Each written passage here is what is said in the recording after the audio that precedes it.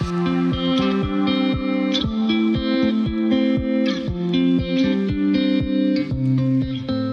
le 12e pays. Sans compter la Suisse, hein?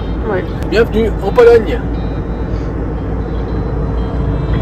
Nous voici donc en Mazurie. Mazurie étant une région du nord de la Pologne. Nous sommes plus précisément à Wilczycaniec ou Die Waldschanze ou en français la tanière du loup.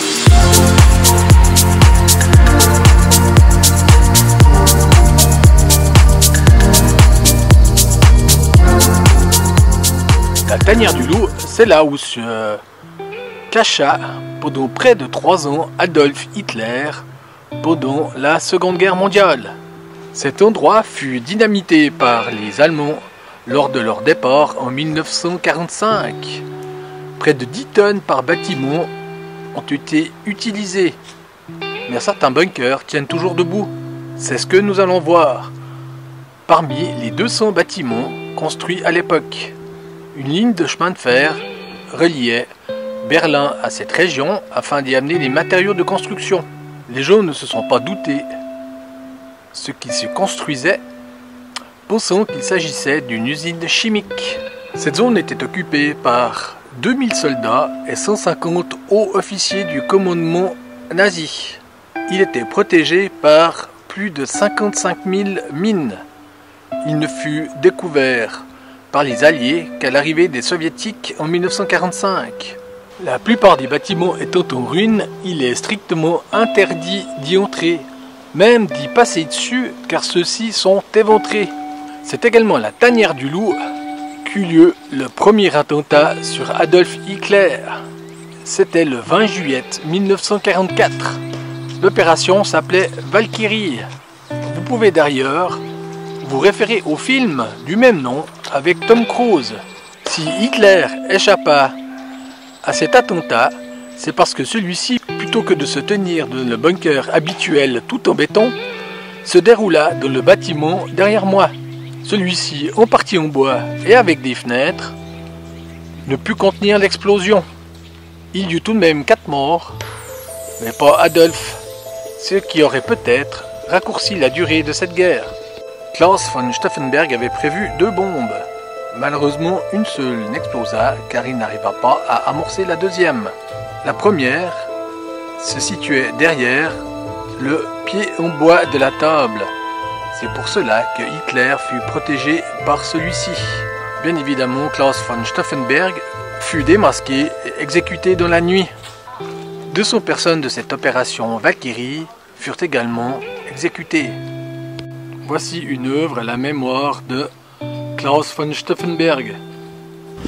Or, si certains seront peut-être étonnés de voir ces images sur la tanière du loup, à savoir que nous n'avons aucun idéologisme nazi ou néofasciste, mais que ceci est surtout pour la mémoire, mais aussi par intérêt personnel sur l'histoire de la Deuxième Guerre mondiale. Je vous ai parlé du premier attentat contre Adolf Hitler, mais au fait, ce fut loin d'être le premier, car les tentatives d'attentat débutèrent en 1933 lors de l'accession de Hitler au pouvoir, et il y en eut plus d'une quarantaine. Mis à part Klaus von Stauffenberg qui fut exécuté dans la nuit, son assistant fut exécuté quelque temps plus tard, mais au total ce sont 5000 personnes en lien avec cet épisode Valkyrie qui furent exécutées. 5000. Voici le bâtiment réservé aux hôtes. Il y séjourna notamment Mussolini par 3 fois.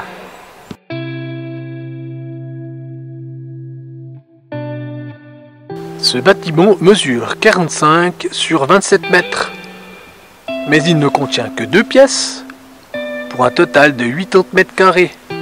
Le toit atteint 6,5 mètres d'épaisseur. Je vous laisse imaginer l'épaisseur des murs. Il s'agit du bunker utilisé afin de se réfugier lors des attaques aériennes. Cet endroit était tellement bien caché par la forêt de chênes, de bouleaux et de hêtres qu'il ne fut jamais découvert par l'aviation. Comme dit précédemment, c'est les Allemands lors de leur retraite en 1945 qui essayèrent de détruire ces bâtiments. Mais ceux-ci étaient tellement solides qu'ils ne purent être entièrement démolis. Voici le bunker dans lequel viva Adolf Hitler, mis à part le temps où celui-ci fut en travaux, et il logea dans le bunker réservé aux invités. Il fait près de 3000 m², le toit mesure 8,5 mètres d'épaisseur, et les dimensions sont de 67 sur 36 mètres. Carole, petit exercice pompier. Monter à l'échelle.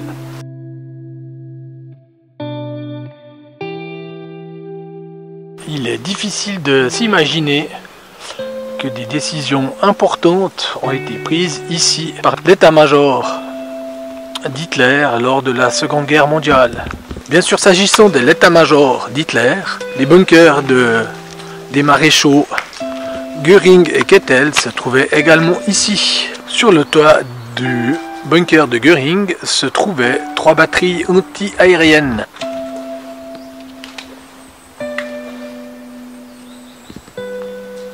Les gros bunkers étaient composés de doubles murs, au milieu desquels se trouvait du basalte, afin de pouvoir atténuer le souffle d'une explosion.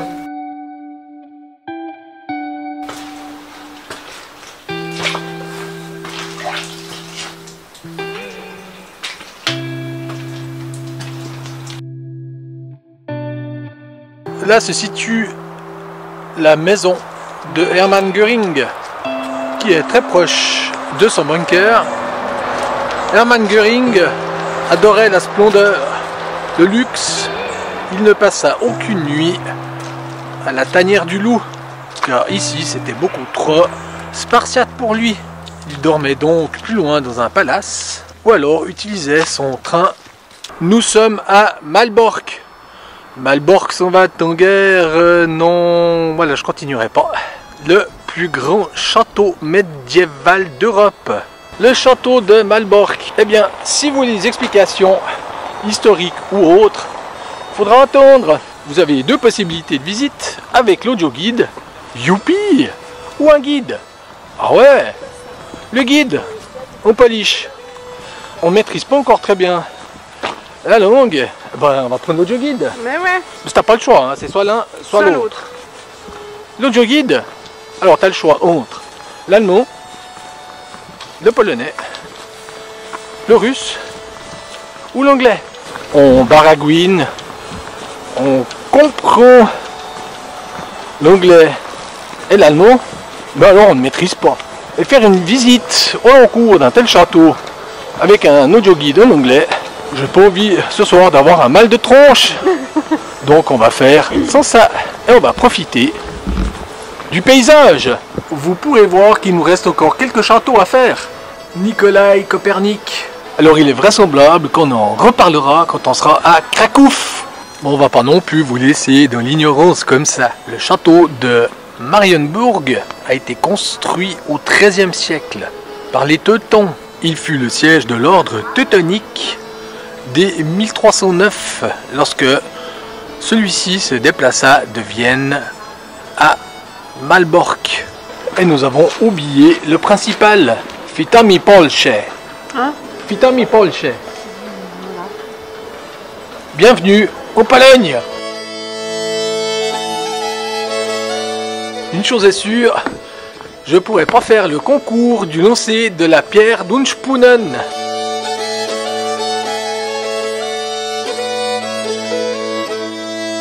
Le moins que l'on puisse dire, c'est qu'il en impose ce château. Dans les années 30, cette forteresse a été le lieu de pèlerinage pour les jeunesses hitlériennes. Il fut, comme vous pouvez le voir, bien détruit pendant la Seconde Guerre mondiale. Il fut reconstruit entre 1946 et 1951.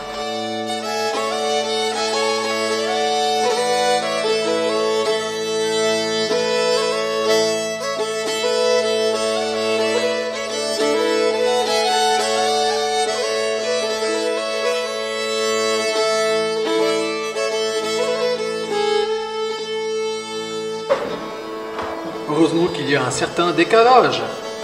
Si jamais on a une rupture de stack de papier cul, eh ben on va acheter un chou.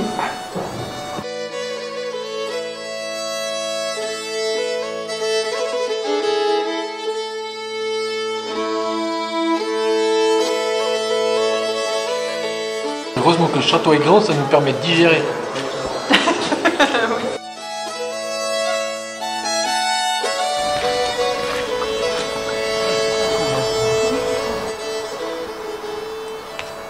Et voici un moulin, du moins ce qu'il en reste. Son utilité était la même qu'aux Pays-Bas. C'était pour réguler le niveau d'eau. Enfin, on vous a montré les toilettes.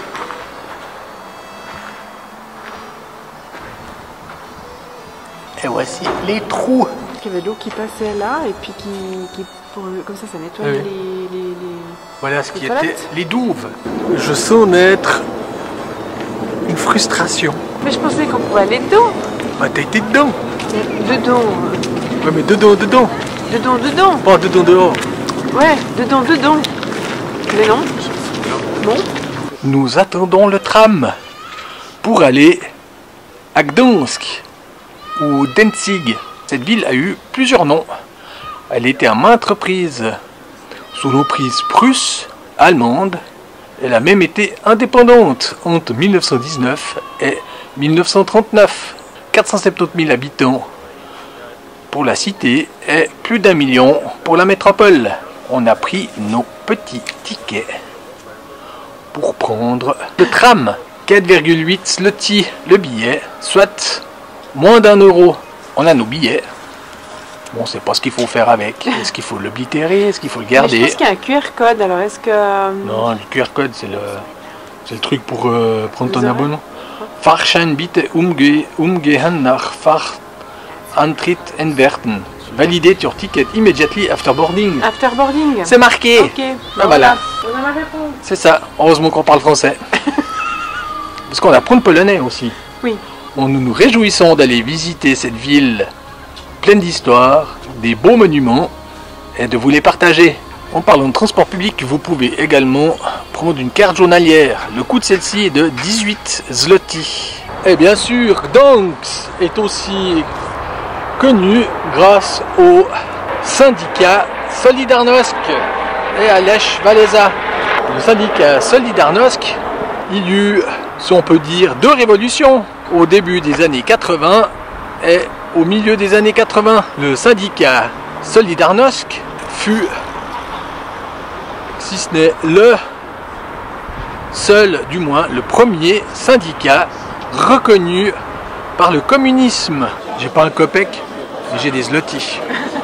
Alors, au tchèque, c'était Ushat Prozim. Et si tu veux l'addition en Pologne, Rarurek Prochet. Ah ben, ça m'avait manqué hein, de ne pas pouvoir tenter de parler dans la langue du pays. Parce qu'il est vrai qu'entre l'estonien, le letton et les lituaniens, c'était pas ça. Mais là, en Pologne... Ah, un peu mieux. Hein. Ah ouais.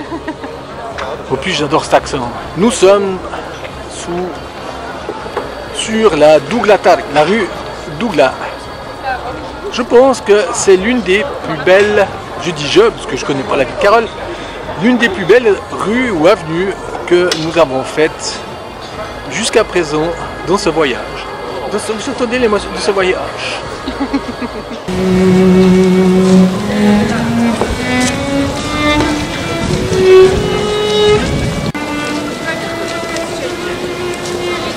La statue de Neptune. Et pourquoi Neptune à Gdansk? Parce que c'est le symbole de la ville. Et oui, Gdansk donne notamment sa richesse grâce à la mer. Cette statue a été dessinée par Abraham van den Block en 1633. C'est également l'auteur de la façade qui se situe juste derrière la cour d'Artus. La statue de Neptune a été démontée au début de la guerre afin que celle-ci ne soit pas détruite et remontée à la fin du conflit. La cour d'Artus ou Dvor Artusa doit sa vocation à Hermès, statue que l'on voit en haut du bâtiment. Ceci n'est pas un hasard car Hermès est le protecteur des voyageurs et marchands. C'est la confrérie des négociants qui construisit ce bâtiment. Le nom de ce bâtiment, Artus, vient du roi Arthur, car les négociants qui ont construit ce bâtiment se sont inspirés des chevaliers de la table ronde. Une légende dit que, après une bonne beuverie, les négociants auraient jeté leur bague dans la fontaine de Neptune. Le matin, après avoir dessoulé, ils cherchèrent leur bague. Mais durant la nuit, Neptune aurait mélangé l'or à de l'eau. Vous connaissez la Goldwasser, la vodka avec les paillettes d'or. Ça n'apporte rien du tout. La cour d'Artus. Non, ne croyez pas qu'il s'agit d'une cour intérieure, mais il s'agissait d'une cour d'arbitrage.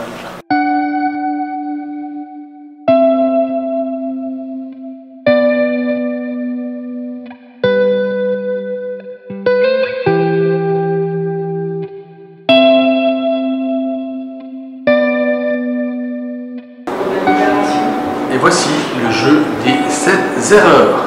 Trêve de plaisanterie, ceci représente la cour Artus en 1945.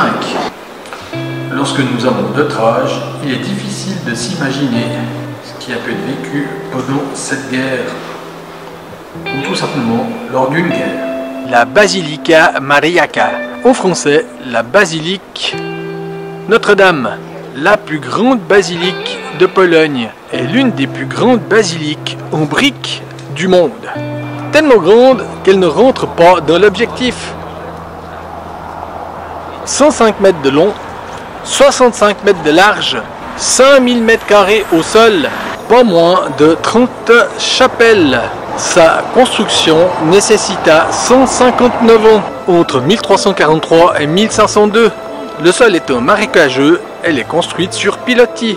Il y a des endroits où ils sont tout petits. Oui. Bien là, c'est le cas.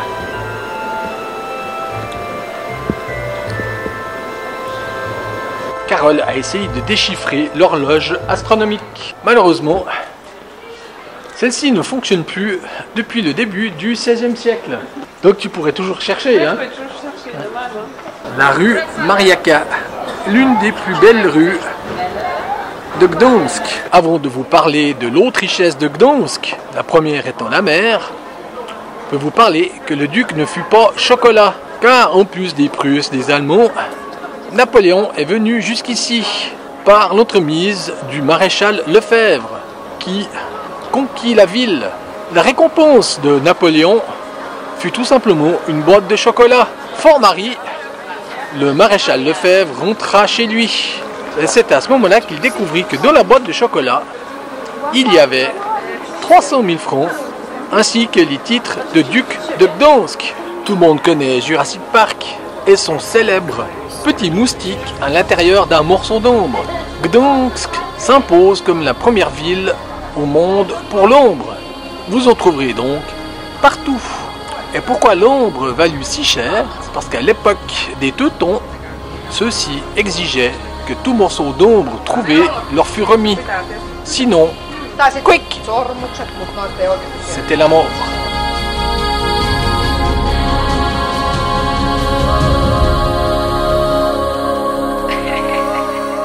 C'est problématique dans cette ville. Tu sais pas où regarder, parce que partout c'est beau.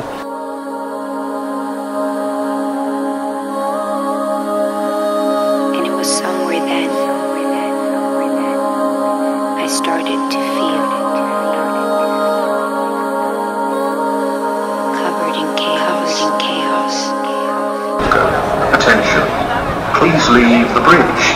Achtung, bitte verlassen Sie die Brücke.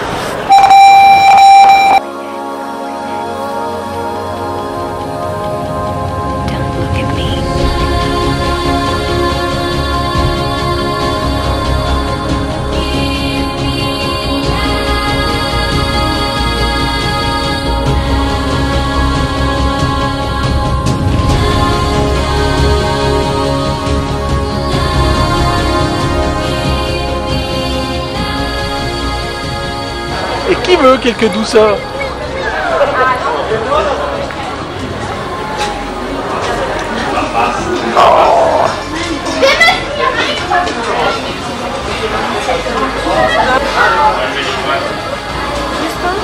Elle a craqué. T'as pris la main dans le sac, hein, bec à bonbons. Pinte. Sloty. Donc on va tester les bonbons polonais de Polish Sweet. Ici, les pastèques, elles sont bleues.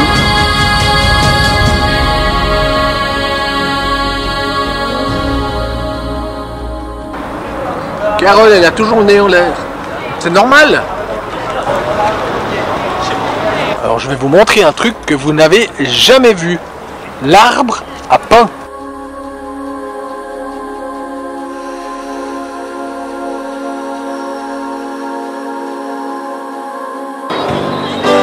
Alors la nuit tout change. La lumière. Et la musique aussi. Souvenir d'Ossel Sirtaki. C'est à Gdansk.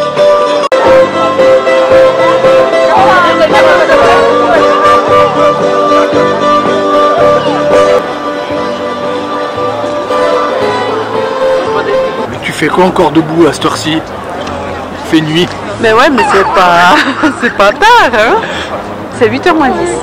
Nous voici toujours à Gdansk, devant le musée sur la Seconde Guerre mondiale. C'est le site le plus visité de la ville.